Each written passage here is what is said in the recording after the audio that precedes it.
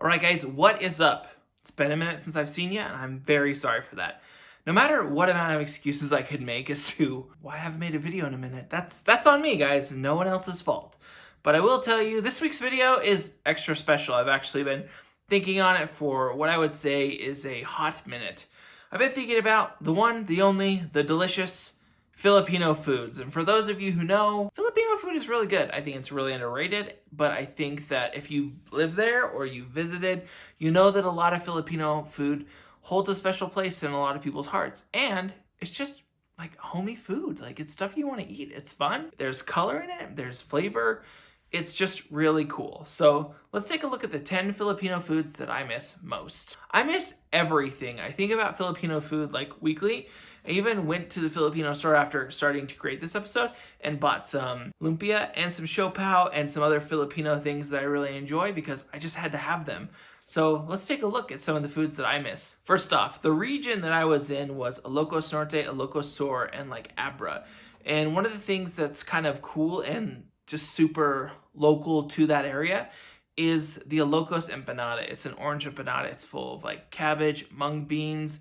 You know, you can get a special with some like sausage and stuff that's super cool and local, but you also just crack an egg in there and they just fry that sucker up. It's delicious. It's just like your standard empanada. It's just full of goodness and you're like, I need more. So yeah, if you ever get the chance to go to the northern Philippines, or I think even down in Manila at some of their major food markets, they even have Ilocos empanadas. So if you get the chance, check out the orange empanada, aka the Ilocos empanada. This next one is, I think it's just pretty much like Filipino nationwide.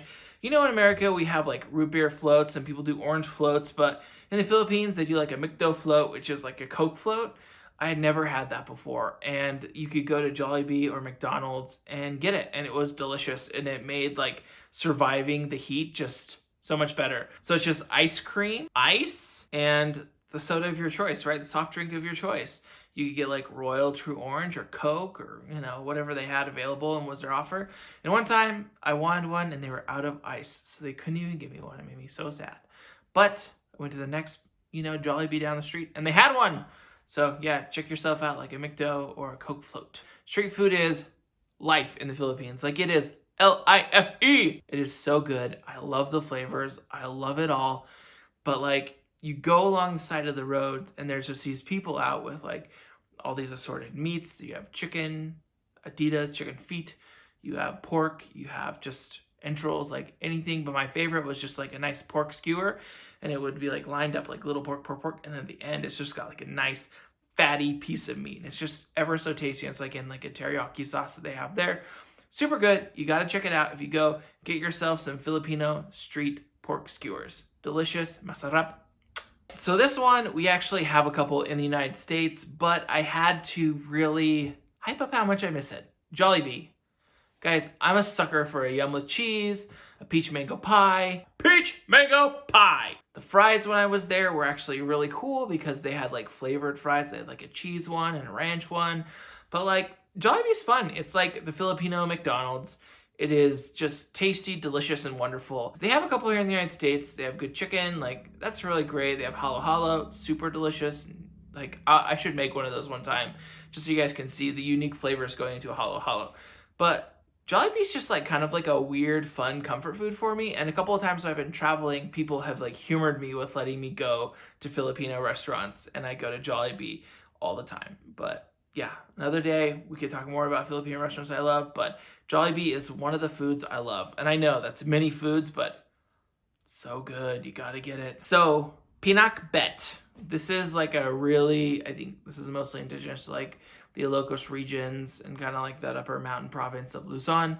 It's pinakbet, and it's really good. It's just like a veggie dish. I think it does have some like pork cracklins or like begnet in it. Like, it's delicious, but just a lot of veggies, and it goes over rice, right? It's a rice topping, and it's so tasty. You have like okra and palaya. You get like, it's like acorn squash, I believe is what it is, and it's just so good, and it's just like a burst of flavors. It's delicious. Gotta get some. If you go to the Philippines, like I said, specifically the Ilocos region, get yourself some local pinakbet. Oh man, and how can you not know about this dish? If you don't, I don't know if you know, you're missing out.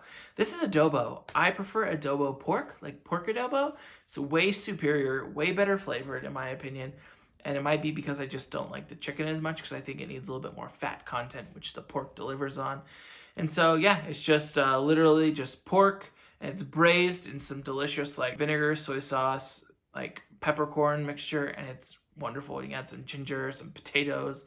Like, I think traditional, it's just without the potatoes, but a lot of times when I was having it or making it, people would add potatoes, and it was good. So I mentioned sausage earlier. It's called longanisa, and it seems like every region has its own style or flavor of longanisa, and I think that's what makes it way fun, is like you go to different regions and their own special flavors, but like having like longanisa for breakfast is so good. Like it's just sausage, right? Like bacon and eggs and sausage here.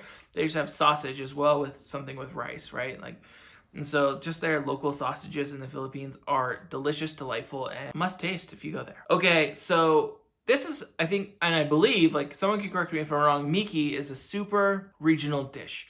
I'm pretty sure it originates in like Abra and some of the mountain provinces, but it's all over in Ilocos as well. I don't want to like be like it's the ramen of like, this region of the Philippines. It's just a really delicious soup that they have there, and it's just got some nice coloring, some nice flavors. It's got noodles, it's got quail eggs, it's got just deliciousness in it, and it's really good. I love the taste of Miki. It was like great for like, I know this sounds silly, even though like everyone's like, oh, the Philippines hot, and even I've said the Philippines is hot, right? But like, it's nice for a cooler day in the Philippines. Like, it warms you up. Like I said, it comes from the mountain region, so it's just a good soup to warm you up. Another soup for you today, because I'm on a soup kick. It's 85 degrees outside my house, so why not talk about soup, right? I'm sweating already, and I'm wearing a beanie. This is sinigang, so you can get sinigang na pork, sinigang na chicken, but also you can get sinigang na hipon, or shrimp, and I love shrimp sinigang. And it's just another soup. You put it with rice, and it just has flavor, a lot of good flavor. And I think it's unique because it like has tamarind in it. And I never really had like the flavor of tamarind before, like going out to the Philippines. It wasn't something in my family's like dietary vernacular per se. And so I really got to like it a lot. And it has like really good flavors. It's boiled. Things are soft and tender and delicious. And yeah, it's just tasty as can be. And yeah, if you get the chance, also get some sinigang. I'm just telling you, I'm getting hungry here right now, but sinigang is delicious. It's masarap. Finally, I just want to give a shout out to a restaurant there in the Philippines.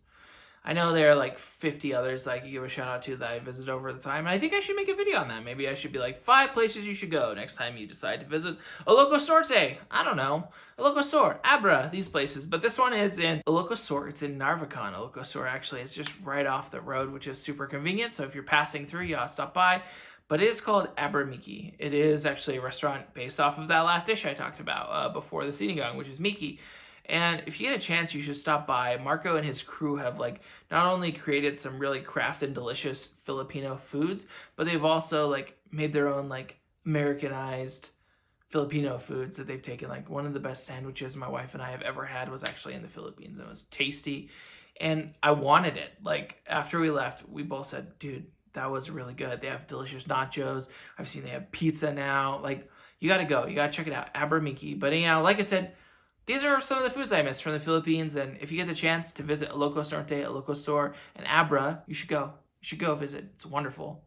I mean, I'm straight up salivating over all the foods I've told you. So I guess that's it this time. I told you.